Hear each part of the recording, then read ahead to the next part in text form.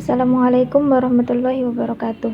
Kami dari kelompok 7 akan mempresentasikan tentang segmentasi pasar, penetapan pasar sasaran, dan penempatan posisi pasar yang beranggotakan saya sendiri Siti Mesaroh dan teman saya Rizka Pratiwi. Yang pertama, segmentasi pasar.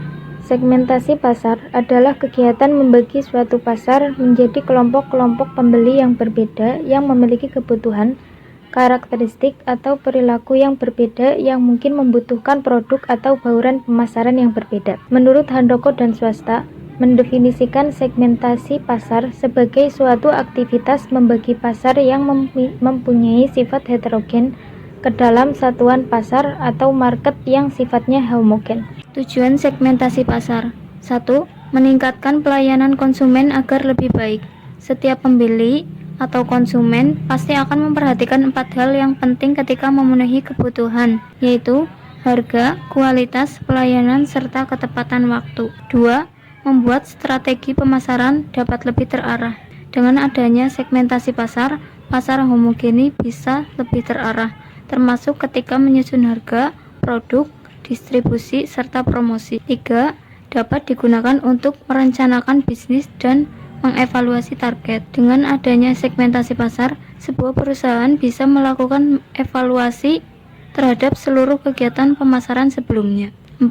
Dapat mengenal kompetitor. Sesudah perusahaan memahami pembeli yang ada pada segmen pasar, selanjutnya perusahaan juga bisa mengenal siapa saja yang termasuk kompetitor di sebuah segmen yang sama. Manfaat segmentasi pasar: 1.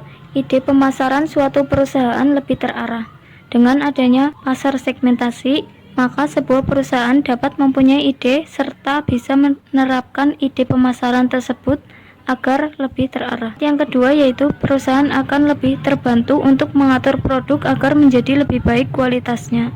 3. Membantu perusahaan mendapatkan pasar segmentasi. Pasar bisa bermanfaat bagi perusahaan agar mendapatkan peluang pasar yang baru dengan cara mengetahui serta membandingkan peluang tersebut. Manfaat selanjutnya yaitu dapat memudahkan perusahaan untuk mengatur budget perusahaan secara efisien dan efektif. 5. Dengan adanya segmentasi pasar, sebuah perusahaan tentu dapat meningkatkan daya tarik konsumen atau pembeli ketika memasarkan produknya.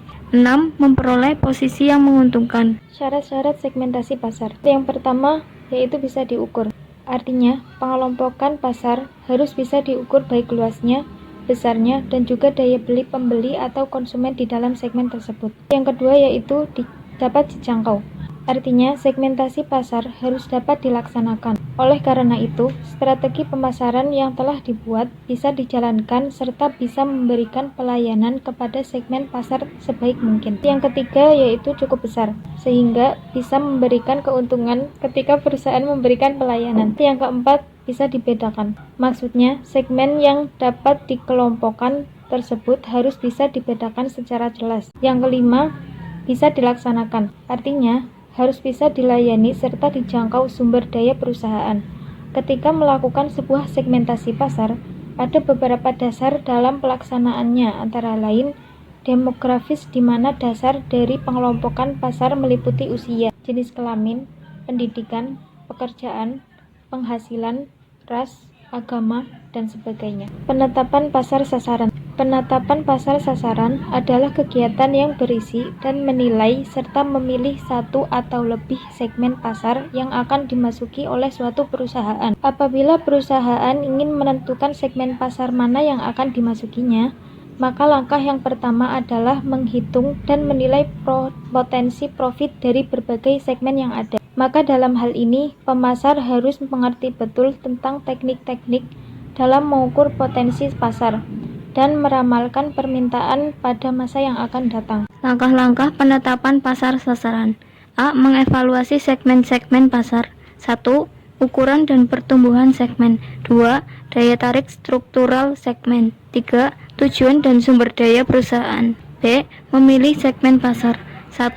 Konsentrasi pada segmen tunggal. 2. Spesialisasi selektif.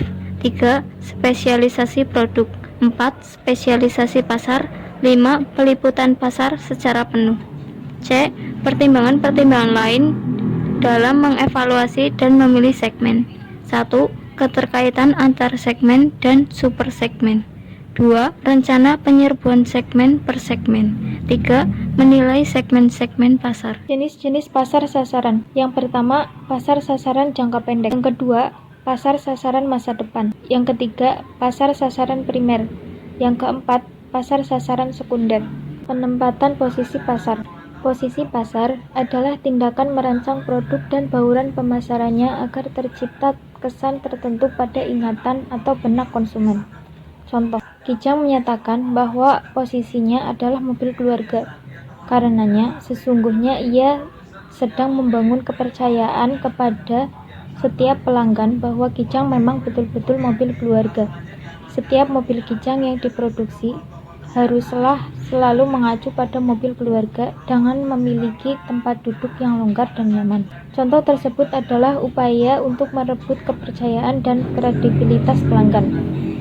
Dengan demikian, harus dipahami bahwa posisi pada hakikatnya merupakan sebuah janji yang dibuat oleh suatu perusahaan kepada pelanggannya. Kriteria posisi pasar. A. Pelanggan. Posisi harus dipersepsikan secara positif oleh para pelanggan dan menjadi alasan dalam pembelian mereka. B. Perusahaan. Posisi harus mencerminkan kekuatan dan keunggulan kompetitif suatu perusahaan. C. Pesaing. Didasarkan pada banyaknya pesaing baru yang muncul, harus dapat menjadi semangat perusahaan untuk lebih maju lagi, baik dalam hal peningkatan kualitas maupun teknologi yang digunakan.